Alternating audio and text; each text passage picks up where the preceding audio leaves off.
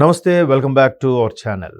Deputy CM Pawan Kalyan, power star Pawan Kalyan, megastar సోదరుడు పవన్ కళ్యాణ్, ఇంకా ఇలా చాలా ఉన్నాయి. మనసున్న మహారాజు పవన్ కళ్యాణ్, అంటే ఏదైనా ఛాలెంజ్ చేస్తే సాధించి చూపించే పవన్ కళ్యాణ్, పేదల కోసం అనుకున్నది ముందు ఎన్నికల టైంలో ఏదైతే హామీలు ఇచ్చాడో తర్వాత కూడా నెరవేర్చిన పవన్ కళ్యాణ్, ఇలా రకరకాల బిరుదులు ఉన్నాయి.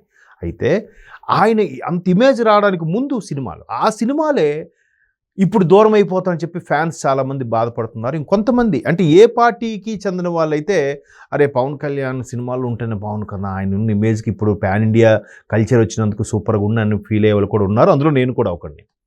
సో ఓజీ డిప్యూటీ సీఎంగా ఉన్నప్పుడు ఓజీ సినిమా భారీ collections తీసుకొచ్చేసింది.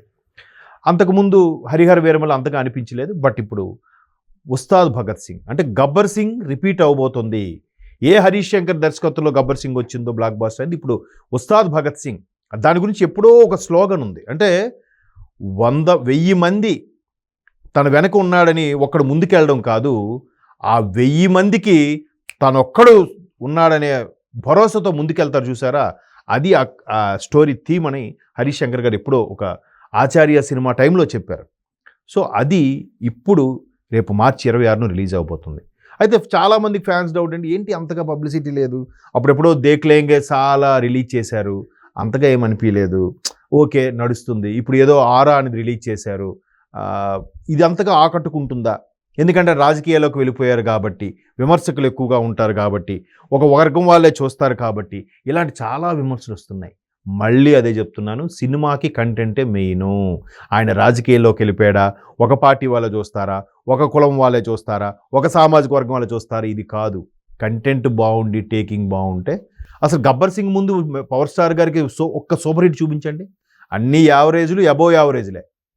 Super hit blockbuster ఎప్పుడు? గబ్బర్ సింగ్. ఎప్పుడో జల్సా తర్వాత మళ్ళీ గబ్బర్ సింగ్ కదా. సో ఈ మధ్యలో చాలా వచ్చాయి. ఆయన ఇమేజ్ ఏమైనా తగ్గిపోయిందా, ఏమైనా పడిపోయిందా? అన్ని ఫ్లాపులు అన్ని యావరేజ్లు వచ్చిన తర్వాత కూడా అంత కలెక్షన్స్ ఎలా?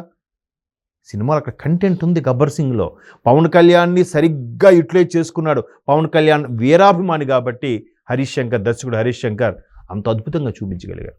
ఇప్పుడు మళ్ళీ ఆయన కూడా ఈ మధ్యకాలంలో హిట్స్ లేవు. ఎందుకంటే ఈ మధ్య రవితేజతో కొన్ని సినిమాలు చేశారు, తర్వాత ఏవో కొన్ని చేశారు. సరైన బ్లాక్ బాస్టర్ కోసం చూస్తున్నాడు, కసిగా ఉన్నాడు దర్శకుడు కూడా. అట్ ద సేమ్ టైం రాజకీయాల్లోకి వెళ్ళిపోయిన పవన్ కళ్యాణ్ గారు కూడా అదే కసిగా ఉన్నారు.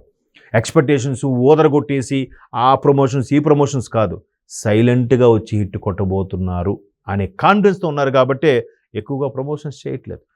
ఏమీ లేదు, అది ఏమీ లేని ఆకు ఎగిరి పడుతుంది అన్నట్టు దీనికి ప్రమోషన్సే అవసరం లేదు. ఓజీకి అంతగా ఏం ప్రమోషన్స్ చేశారు?